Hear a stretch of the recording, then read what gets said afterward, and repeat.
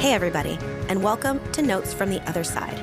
This is a podcast for people who love Jesus but have some real concerns about Christianity. Here at Notes, we take a microscope to some of Christianity's thornier topics and people using a progressive theological lens and a socio-historical approach to studying the Bible. So if that sounds like your jam, come on in and have a seat. But buckle up, it might get bumpy.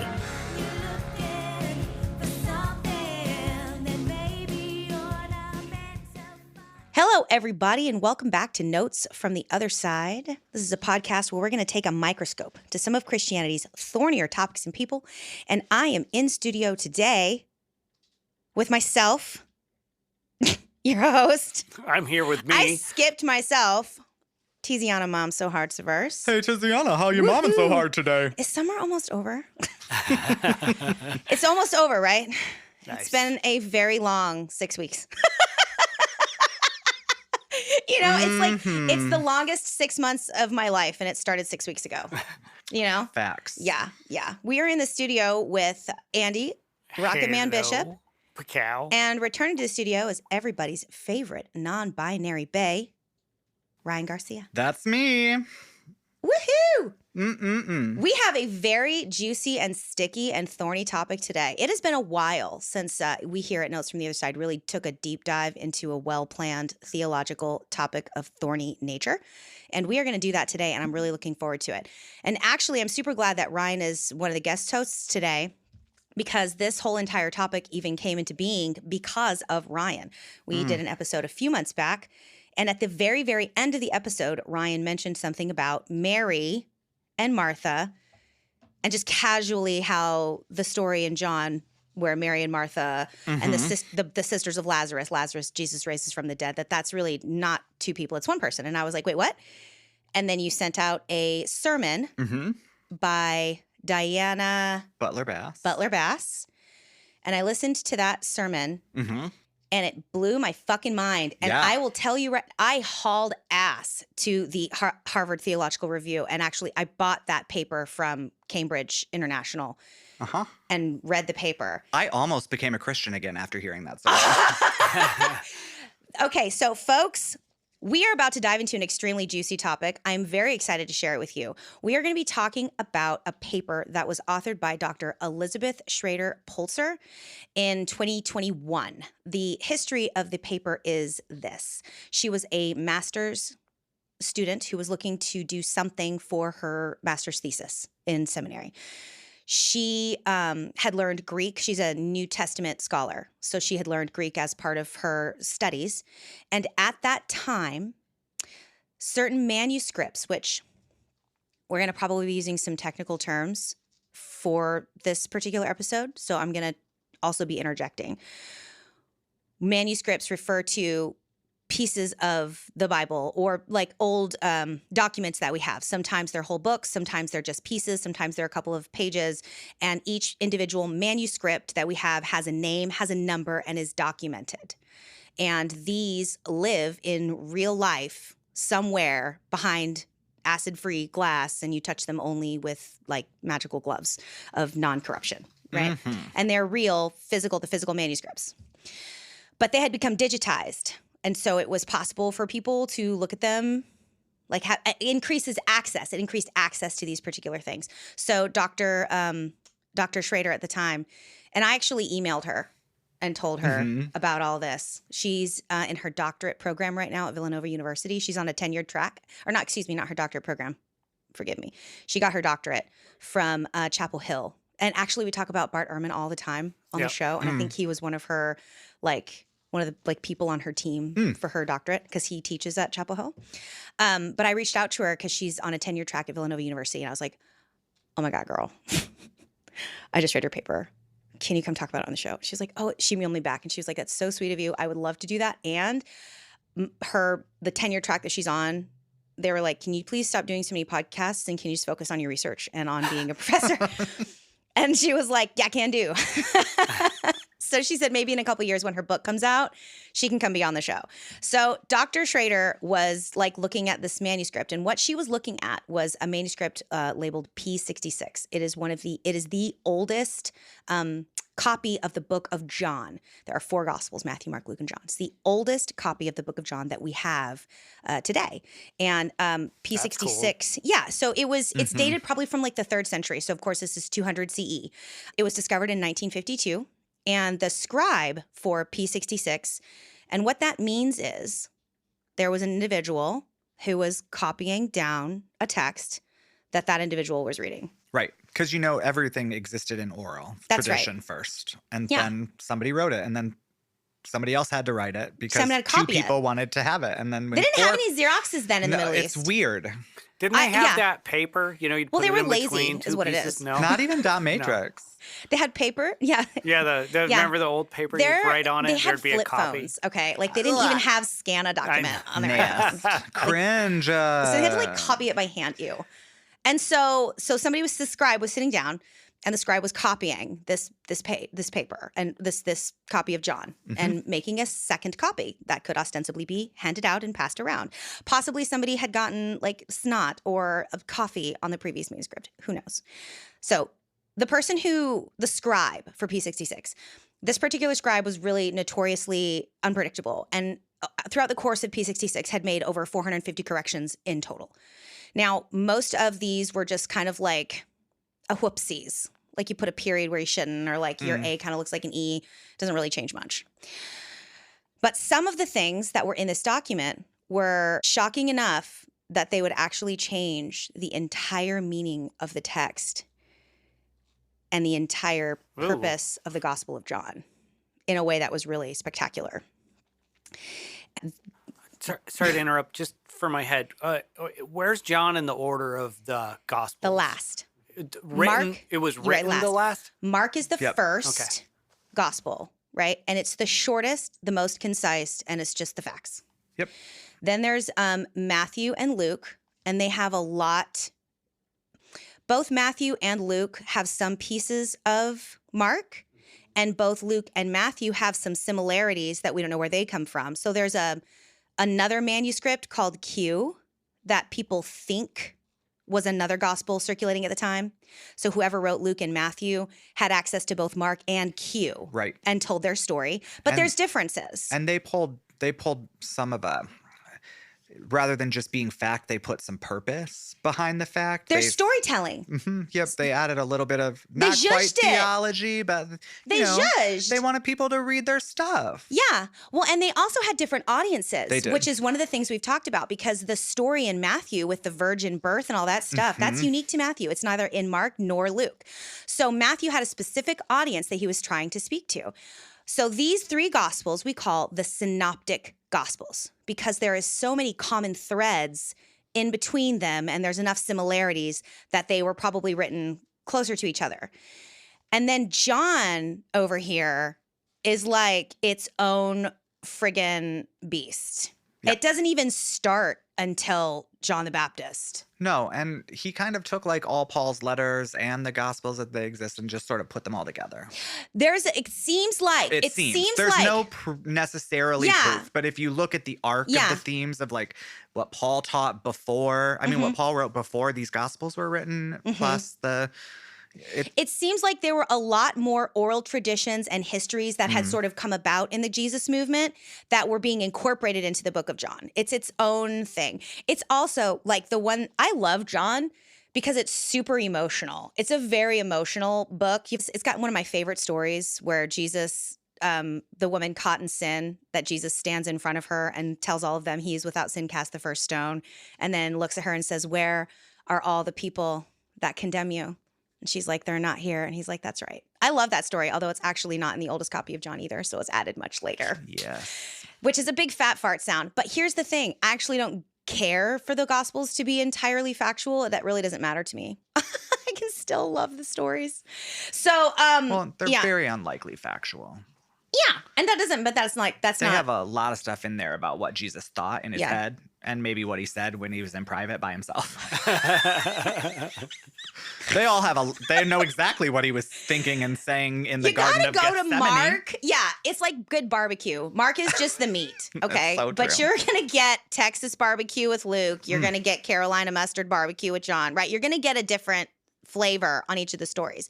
So that's John, right?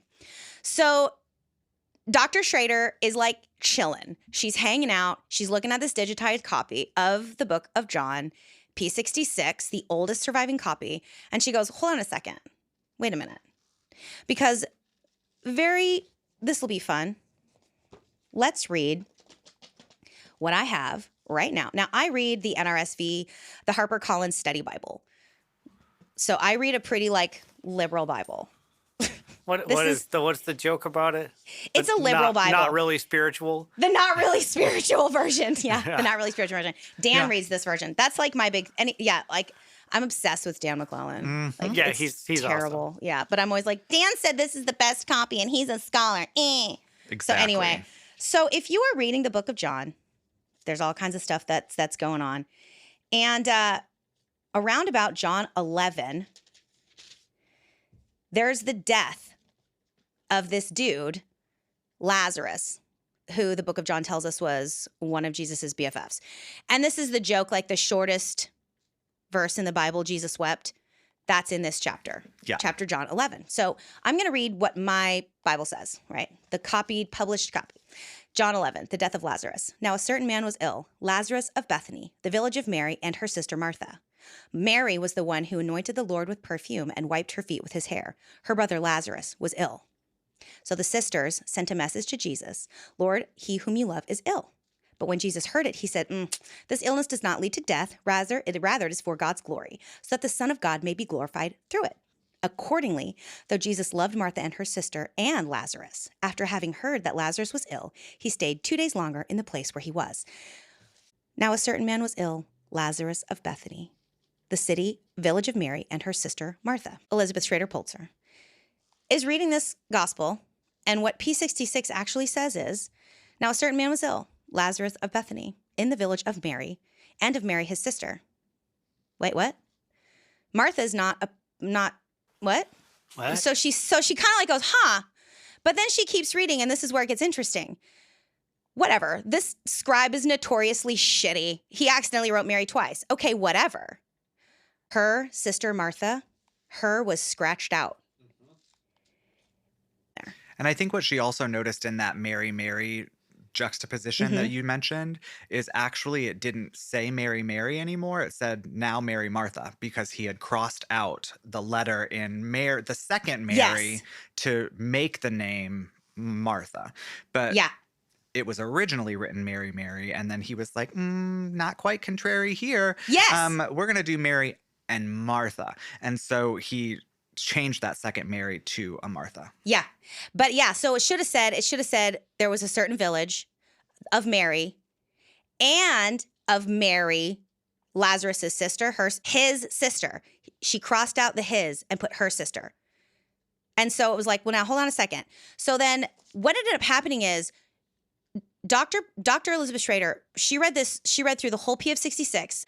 She then went and compared what she was finding in P66 to over 100 of our oldest Greek and Latin manuscripts. So she started with P66, but she went looking and she found that these weird idiosyncrasies were significant and that existed in all these other different places. So there seems to be a lot of instability around the way that this story was told. And it's clear that in our absolute very oldest copy, there was enough uncertainty and instability around what was going on that the scribe was actually crossing things out and changing things to reflect maybe some of these other idiosyncrasies, right? Well, and just for a little bit of history, I'm so sorry I keep interrupting. No, you're supposed to. So in case you all don't know, this isn't super uncommon. The books that we have in our Bible are actually scholarly reviewed sources of people who have read hundreds of manuscripts, compared all of their differences. Because again, they were 100 manuscripts probably written by 100 different people copying from 100 other different access points. And then they sort of go back and forth and decide what they think are the most credible versions of the stories that are in your Bible now.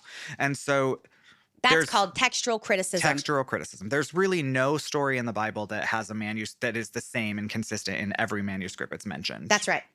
So this in and of itself isn't unheard of, but the implications of this particular version, I think are different yes. than and a lot that's of the other exactly ones. what we're going to get into, because somebody was writing and it's supposed to say in the village there was a man in a certain village, Lazarus, who was of the village of Mary and of his sister Mary. So there are two Marys in the story, the first Mary and then the Mary that was Lazarus's sister. The scribe crossed out his sister Mary and put her sister. So now there are two Marys and one Lazarus, the two sisters and Lazarus. And she went, that's weird. But so then she went and looked at all these other manuscripts. And so now what we're going to do is we're going to go through the paper kind of like verse by verse, and we're going to talk about it. Because like Ryan was saying, here's the important thing. There are, for example, in the book of Luke, when Jesus gets busted because he like is hanging out at the temple after his family's halfway home, and they're like, "Where's Jesus?" And Mary's like, "I thought you had him." And Joseph's like, "No, I thought you had him." And they're like, "Oh shit!" And so they have to turn around and haul ass back into town. Yeah, we left him Jesus, in the car. And so the script actually says, and I'll find it because I thought this was very, very interesting. I listened to another interview of what she was saying. When some scripts of Luke say, and then his parents realized he wasn't there, and some manuscripts in Luke say Joseph and Mary, or his mother and Joseph. So those are three different options: his parents, Mary and Joseph, or his mother and Joseph. That doesn't seem like that big of a deal. It's his parents either way. But as a matter of fact, if you're talking about a virgin who was impregnated by the Lord God themselves, then you wouldn't call Joseph his parent. Yep. In textual criticism, they went with Joseph, Mary, and Joseph. They wouldn't.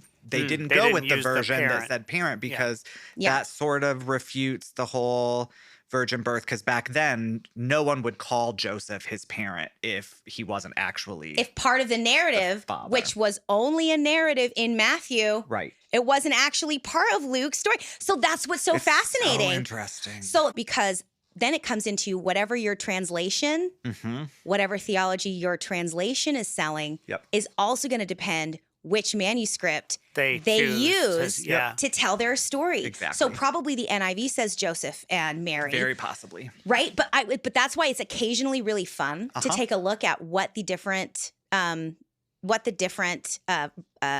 translations say. But King James definitely does not say parent. Absolutely doesn't say parent, right? And I would venture a guess to say the NIV doesn't either. Probably not. But that's the thing. This is why this matters, because there actually are some pretty heavy theological implications.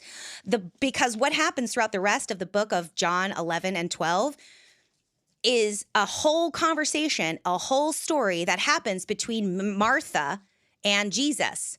But when we're looking at all these other manuscripts, Mary is actually the only character that matters in this story, but P66 is proving to us that at somewhere along the line, that one character of Mary was split into two. Yeah. But let's go through the paper, because I paid $30 friggin' for this thing, so y'all didn't have to pay for it. So much more juicy than. And it gets so much more juicy than that. But let's just start. So the first thing she noticed was in John 11, chapter 1, P66, a certain man was ill, Lazarus of Bethany, in the village of Mary, and of Mary, his sister. The his was crossed out and changed to her. So now it's Mary and Mary are sisters. Codex Alexandrinus, which is 400 to 450 CE, again, on that manuscript, Mary is changed to Martha in John 11:1. So that's because in the P66, it says Mary and Mary. In this particular translation, Mary is changed to Martha.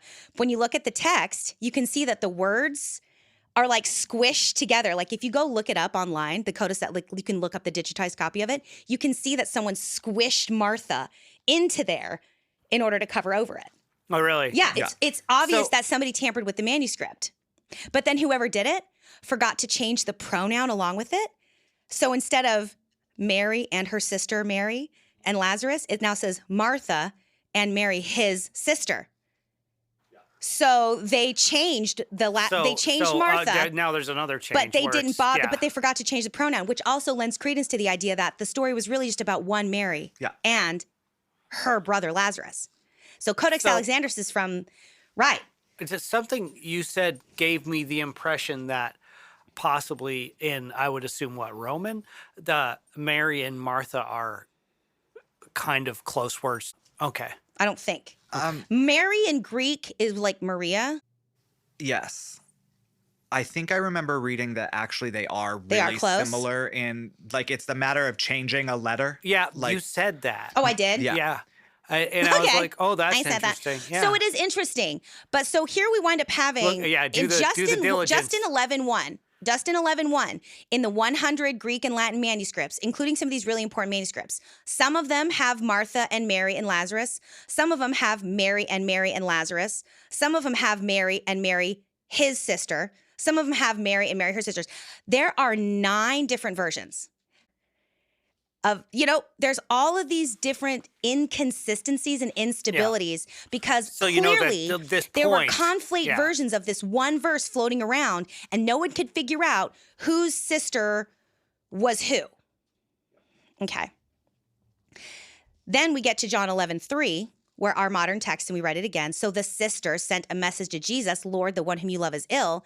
But in P66, you can literally see that the scribe copied on top of the verse and that the word sisters was scribbled over a name. So Lazarus was sick. One woman sent a message to Jesus that he was sick. And this scribe crossed that name out and split that woman into 2 sisters. Just mistakenly, assumedly. It seems pretty intentional at that point. Okay. That's what I But was asking. exactly, because why would you do that? Because what happened is, so now what the author of P60, what the scribe had done was already changed his sister Mary to her sister. He'd already done that. So now there was 2 sisters and a brother. So in order to make his scribal interpolation correct, he then had to continue correcting the story as it went along. And the next correction was changing the name of the one sister who messaged Jesus, literally crossed it out and wrote the word sisters on top of it. Oh, that's interesting. So once he made one mistake, he's like, now I've got to change everything. And it's clear everything. it's unclear what the name is because it's so scribbled out, but clearly this has already happened. So now here I'm going to read directly from the paper. In A Marginal Jew, John P. Myers states, the Lucan story of Martha and Mary has no Lazarus, and apparently the early Johannine form of the Lazarus story had no Martha. What now? What he's talking about is Luke 10:38. Different book, different author, and in that story, all it says is Jesus enters a certain village and enters into Martha's home, a woman named Martha. Martha 95% of all Christians would bet you money that verse says Bethany in it. Exactly. But it doesn't. And it doesn't. It doesn't. It's because of the conflation of the stories over history. And so, let's just read it because I don't see any reason why not. I was pretty sure it said Bethany when I... Yeah. So it starts, so that goes right after the parable of the Good Samaritan, which everybody knows. Now, as they went on their way, they entered a certain village where a woman named Martha welcomed him into her home. She had a sister named Mary who sat at the Lord's feet and listened to what he was saying. But Martha was distracted by her many tasks. So she came to him and asked, Lord, do you not care that my sister has left me to do all the work by myself? Her lazy ass, tell her to get up. Well, the Lord says, not that, because he didn't cuss. Probably not. Maybe he did. But the Lord answered, Martha, Martha, you are worried and distracted by many things. There is need of only one thing. Mary has chosen the better part, which will not be taken from her. And then it goes on to 11. He was praying in a certain place, he went on. Not in Bethany, no mention of a brother named Lazarus. And in fact, it's not only not in Bethany, but the stories around that story put Jesus in a completely different geographical area. A completely different geographical area. I think way up by Jerusalem and nowhere near the sea. Yeah. So, I mean, if you take that story by itself, it sounds like the same 2 people. But if you follow the arc of his journey in that moment in time, he's not in Bethany. So he teleports. Correct. Right. Yeah. So this is probably an error, also... yeah. But it was real easy for the Papyrus 66 dude to be like, oh yeah, they already did that in Luke. That's who she's talking about. There's this Mary Martha that exists already, intentionally or unintentionally. He maybe was like, oh, they're obviously talking about these people. They just forgot about her. Yeah, that makes sense. Or it was See, I didn't know nefarious. that. Yeah. Or it was nefarious. Or there was other, Correct. different versions and oral traditions floating around, and people were getting it confused. I mean, I'm very lucky. There is literally not another Tiziana verse on the entire face of the planet. But when I named my child in 2020, I thought I was the only one that had named her because I had not heard her name in forever. And come to find out it was the most popular name of 2020. Yeah. Mm-hmm. And so, yeah. People are pretty sure I'm a boxer because there's a Ryan Garcia. Do you know what I mean? I don't know. Not today, anyway. But you know what I'm saying? So let's keep in mind as we're like reading through this whole piece with this Martha and this Mary and Lazarus, remind ourselves there are only 2 times where there's this Martha and Mary. The other one is in Luke. Lazarus doesn't exist, and the Lazarus being raised from the dead story is not a part of the Gospel of Luke at all. No, it's only in John. They call Martha's house Martha's house. That's right. And in that day and time, if Martha had a brother who was alive, it would have been his house. It would have been his house. Because women didn't get to own property unless they were widowed and dead and the only surviving member of their family. Yeah. There were no other males left. Then they could have the property until they married again. Yeah. And here's the spoiler. Even though Lazarus dies in John 11, Jesus is going to raise him from the dead. It doesn't last very long. So it still would have been Lazarus' house. So it's just funny. Interesting. It's funny. So let's keep that in mind, that so she's looking at P66. So 11:3, then whoever sent for the Lord Jesus and said, the one whom you love is ill, that individual name was crossed out and changed to sisters. Minuscule 579, which is another piece, is also weird and uses a singular verb being applied to a plural feminine subject. So with this verse 3, there are several weird versions from all these different manuscripts, and they would sound like this. So therefore, this name sent to him saying, 1 woman. Therefore, the sisters sent to him saying, 2 sisters. Therefore, his sisters sent to him saying, 2 sisters. Therefore, his sisters sent to Jesus saying, 2 sisters. Therefore, his sister sent unto him saying, and that's 1 woman. And therefore, his sister sent to him saying, 1 woman. These are literally all the different versions that she found in these different manuscripts. There are all these different versions of what could have been what was said. So 2 sisters or 1 sister, it's very inconsistent in all of these texts. And the disagreement between these texts and verse 3 was so pervasive that it actually carried through to some of our earliest English versions of the Bible. Yeah. So in 1526, the Tyndale Bible, this is extremely, like, people talk about the Tyndale Bible, the 1591 Bishop's Bible, and the very first printing of the 1611 King James Bible. All of them mention in verse 3, 1 sister. Therefore, his sister sent unto him saying.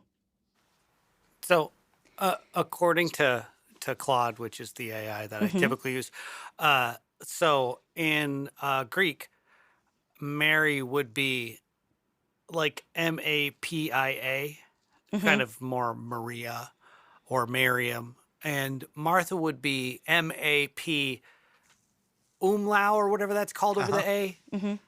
Theta, is that the 0 with the theta A? I don't know. Listen, I said like I fucking know.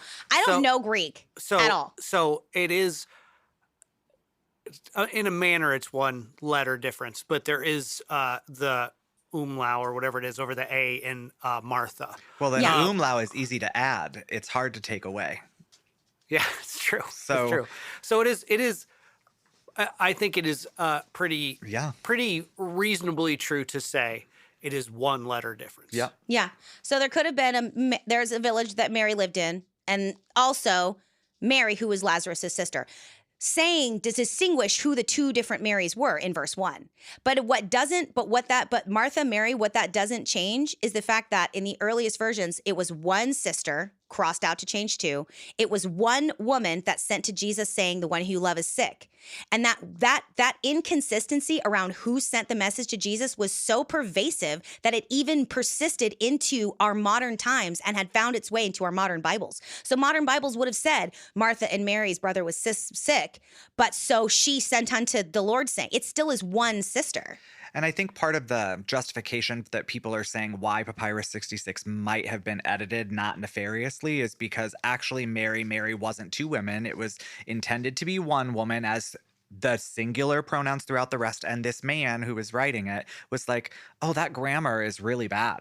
So it can't be Mary if it's 1 person. And they must have meant Martha, because if they're talking about 2 people. They must have meant Martha from Luke. And since they made this mistake here, I have to make the rest of this make sense. I have to make the rest of it make sense. So this, yes.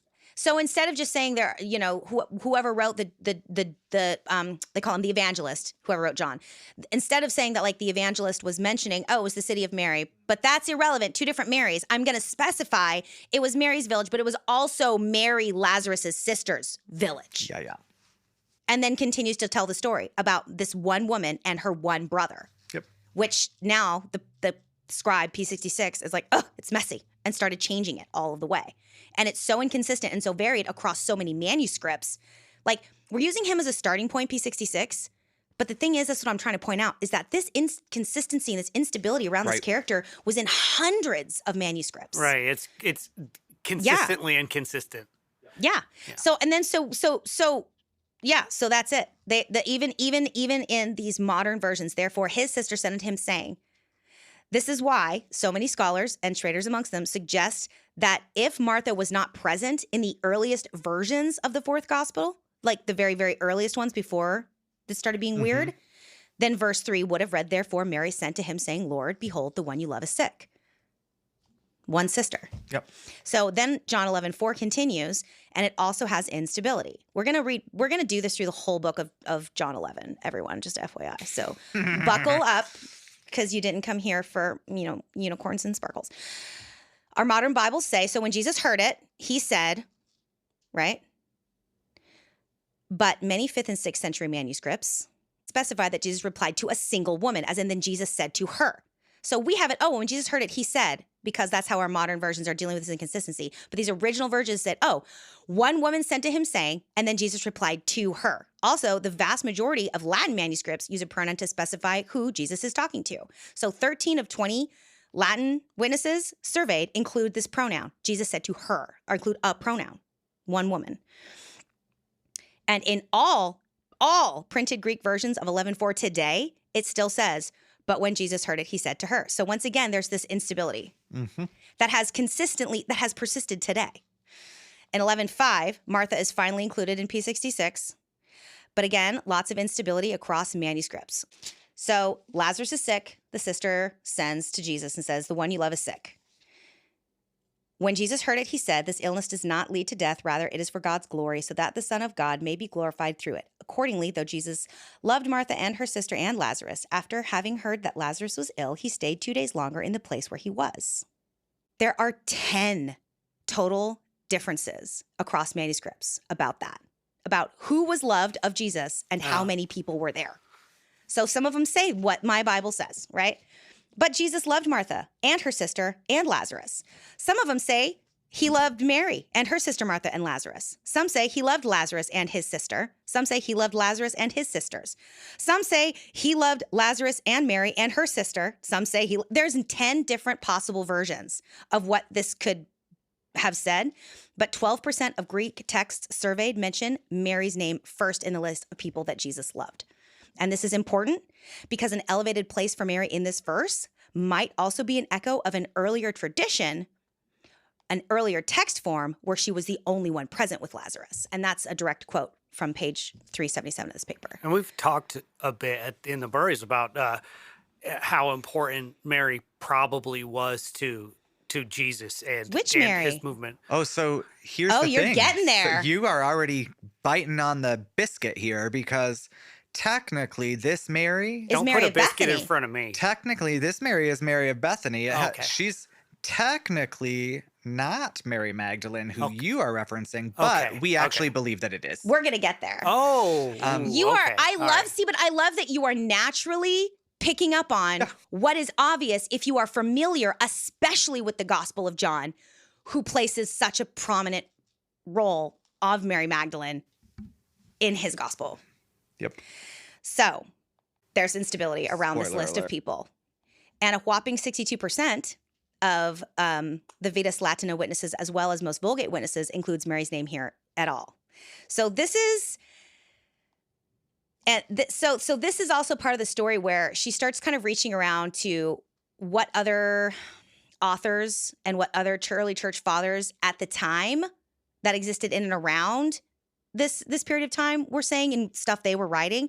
And there is Saint Ambrose, who lived between 339 and 397, says in it's like Apologia Prophetae David. He wrote this short letter to like whoever was the leader of Rome. It was like, you're being a dick. I'm going to tell you something. And wrote a letter. And even in that, he says, in short, Jesus loved Lazarus and Mary, and Christ loves his church.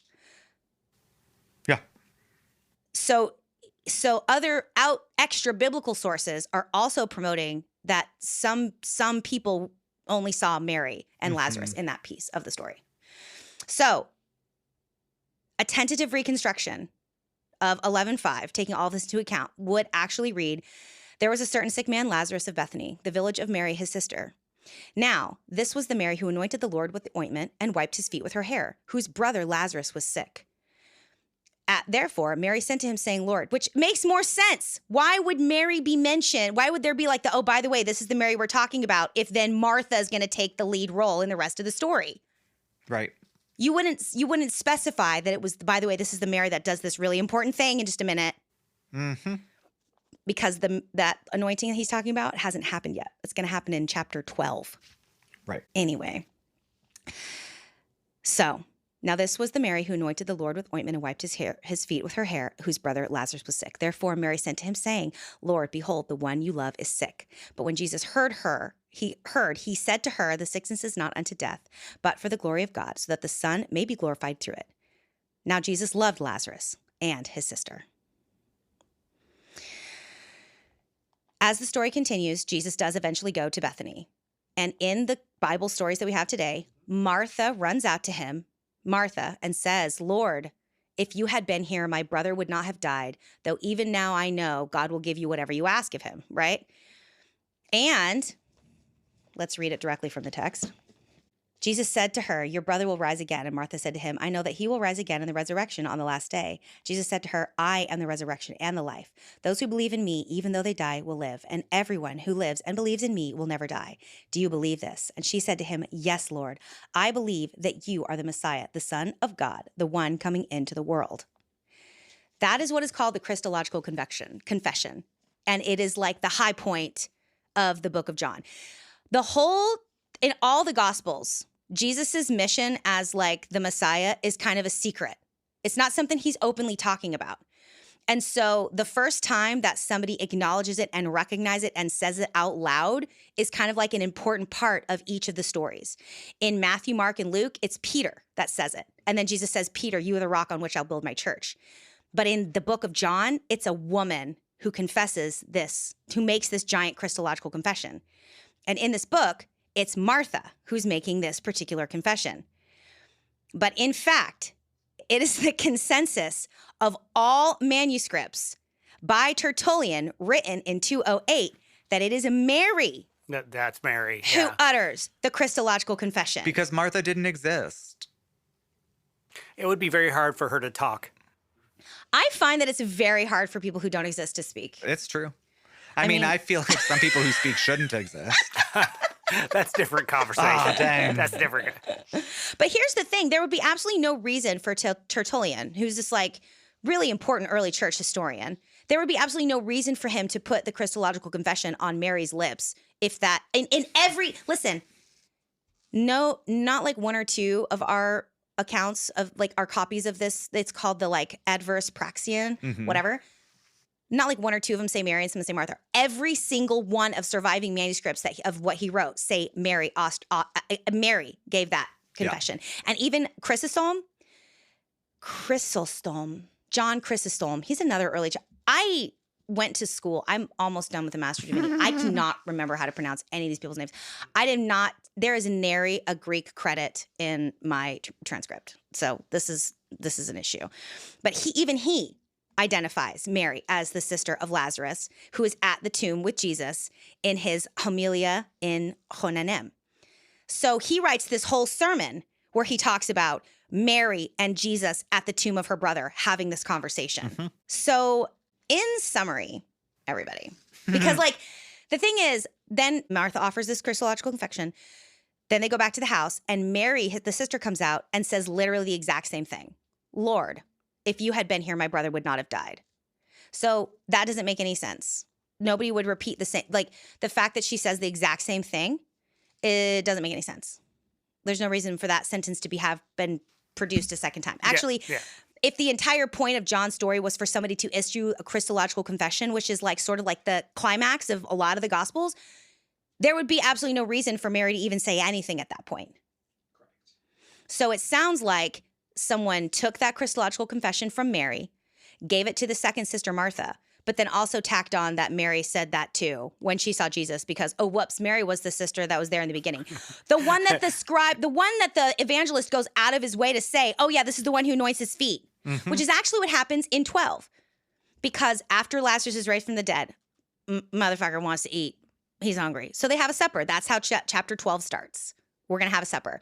Martha prepares and serves, and Mary anoints the feet of Jesus. And this is that story where she takes the nard and she anoints his feet, and it's this preparation for his burial or whatever. And actually, we should probably read it exactly because I'm going to get it wrong. Peter's so mad. I think that's true. Yeah. I think that's true. Why is Peter bad in that example? Or why do you think he's bad, at least? So when Mary came to her, chapter 12, 6 days before the Passover, Jesus came to Bethany, the home of Lazarus, whom he raised from the dead. There they have this dinner. So 11's over. We're on to 12.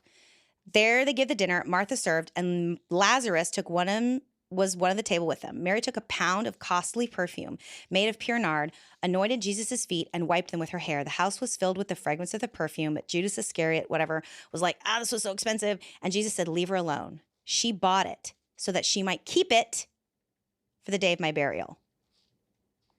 She might keep it for the day of my burial. You always have the poor with you, but you do not always have me. Jesus isn't being buried in that moment. He's at dinner, and Mary is wiping his feet, and Jesus says, leave her alone. She got it for the day of my burial. Who shows up on the day of the burial?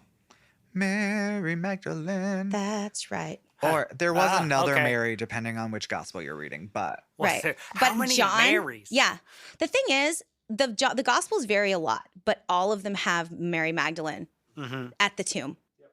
And the book of John has Mary Magdalene being the first person that sees him raised from the dead and the person charged with returning to the disciples and saying he was raised from the dead. Go tell my boys I'm alive. Go tell my boys I'm alive. What sense does it make in terms of a literary construction to have one person issue the Christological confession and then another person be the one that's given the... It's a very me too. I was going to say that too. Yeah, but then This feels silly is what I'm saying. Right. Mm-hmm. It seems pretty clear that Lazarus was sick. His sister Mary, who's the one who's going to anoint him, sends to Jesus. Jesus comes. Mary's super sad. All of these other early church fathers and founders are writing sermons and homilies talking about how Mary was the one with Jesus when the tomb is rolled away. And Mary says, I know you're the Christ. And then anoints his feet at a supper where Jesus says, stop. She bought this for my burial. And on the day of his burial, who is at the tomb? Mary. And what does Mary say? You are the risen Lord. In terms of a story, it makes a lot more sense. But that also would unfortunately give a whole lot of power to one woman in a culture that had only, and in gospels that had only given that power previously to men. That is what makes the particular Gospel of John and this particular story stand out. Specifically Peter. Yeah. And Peter and Mary Magdalene have this assumed rivalry. Wow, really? Yeah. It's one of the things that people talk about. There's some biblical evidence in the Gospels of them just not getting. He chastises her a lot and questions why Jesus likes her, and yeah, really, there's a little big brother, little sis energy there. And the other thing to note is, and this is one of the things that came up in this paper. For example, when it comes to other places because one of the things we talked about, if you're listening, if you're this is the biggest snooze fest, first of all, fuck you. This is a great episode. Second of all, we did all of this work reading enormous amounts of very challenging academic work so that we could give it to you in a digestible format. But here's the thing. We've talked about all this stability around Mary and was it Mary and his sister and pronouns and this and that. In Luke, when it's Mary and Martha, Guess how many variations there exists across manuscripts of their names? 0. 0. Okay? In the book of John, when Jesus is being crucified, and there's a list of people that is at his feet, guess how much variation is in that list of people? Who was there and in what order they are listed? 0. 0. Who's first and who was there does not get effed up anywhere else where it's important. The fact that it's effed up here in so many clear and distinct ways points to, and of course we can't say because we weren't there, but that instability points to a disruption in the story that shows this disruption of P66 and the instability in all these other manuscripts show that there was some lack of clarity around that story. And one can only guess that lack of clarity has something to do with the fact that if the clarity was Mary was the one that was there, Mary was the one that sent for Jesus, Mary was the one at the tomb, Mary was the one that gave the Christological confession, and Mary was the one who was there at the resurrection and was the first apostle told to go tell the other boys he's awake, that would certainly give a woman a whole lot of power. And I can see a lot of early church fathers having a problem with that. And that's going to be the topic of our next episode. Because I think that now that we've set the stage for what happened, I think we'll see you next time on Notes from the Other Side, where we're going to get Rick involved, because Rick has a lot of thoughts and feelings, I think, about this too. And I'm really excited to hear about them because Rick loves Lazarus. Yes. Yeah, he does. Yeah. Rick loves Lazarus. And he has done an absolutely astronomical amount of research around Bethany and the town of Bethany. And there's another bombshell that I'm going to leave you with now so that you come back next time you know what we're going to be talking about. Give it to me, T. Give it to you. Me. Andy already said it. Mary of Bethany and Mary Magdalene are the same person. Because, dun, dun, dun. Because Magdalene in Greek literally means toweress. Toweress.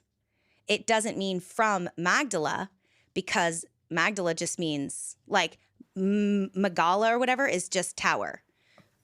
And there were like 77 towns called Tower of this, Tower of that, Tower of this. And if they were trying to be specific about Mary of Magdalene being the town she was from, they never would have said that, because it would have meant she's from one of these 37 towns on the sea.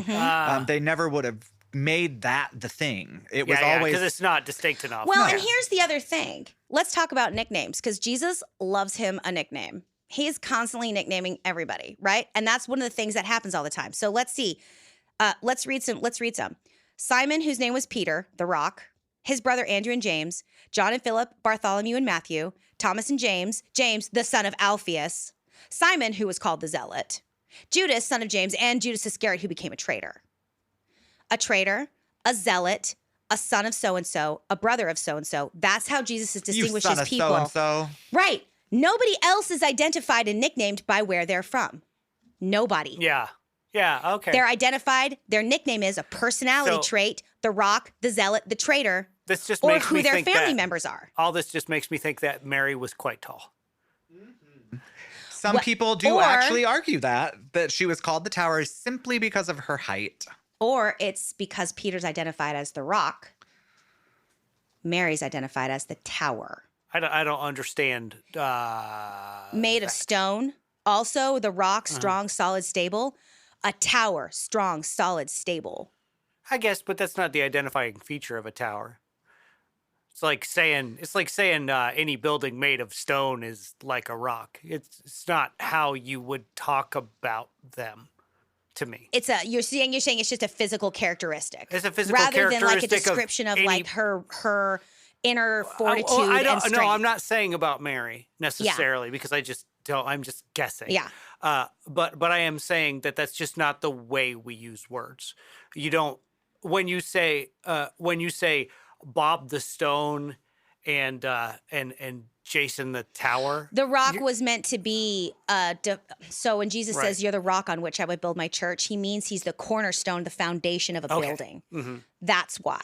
And so for him to be named the rock, the cornerstone of the building, the cornerstone of my church, and for her to be named the tower, the strong thing, or whatever, I don't know. I just find that fascinating.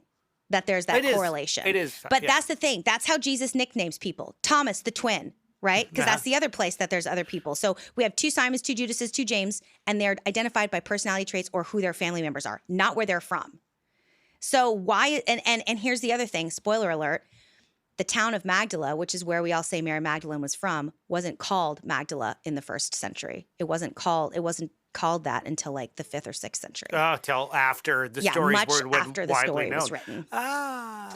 So we're going to discuss that next time. The implications, the theorizings of the implications of this particular read, of this particular of the revelations that P66 brought into light, and the implications of this paper around Mary and Martha, but also Martha of Bethany and Mary of blah. You see what I mean? It's so hard to even say so it now. hard. Yeah. Mary of Bethany and Mary Magdalene being the same person, and why that would have such a critical theological implication in the book of John.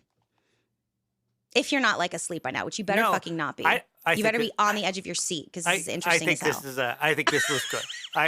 So funny. And that was coming from me.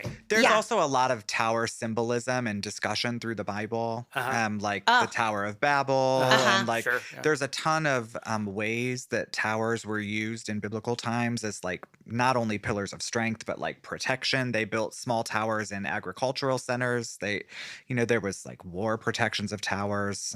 So there's a ton of symbolism behind like what a leader or a tower or a right, a person nicknamed for a personality trait or a role. If in fact she had this thread, she was Jesus's closest ally. Mm-hmm. She did all these things that we've just alleged her to do. Sure. Mm-hmm. She certainly would have been in that telling of the story, towering, but not necessarily in a physical way. The tower that drew everyone to Christ. Like, you often saw a tower in the distance, and that's how you knew where you were going then. That works too, yeah. So come back to hear how this story ends when we get Rick involved, to hear all of his research on the town of Bethany and what that would have meant, and and the implications. All right, folks. All right. Take it easy. See you next time on Notes from the Other Side. Bye. Folks, if you're enjoying this episode, you might really enjoy some of the benefits that come with being a Patreon subscriber. Over at patreon.com, we have different levels of membership, and starting for as low as $2 a month, you'll get access to things like all of the notes that I use to make these episodes, bits of script that didn't make it into the show, and even bibliographies about the books that I read to get where I'm going. Through Patreon, you even have access to some of the video that we take for the show. So some of those interviews that you like so well, you'll get to watch them in real time.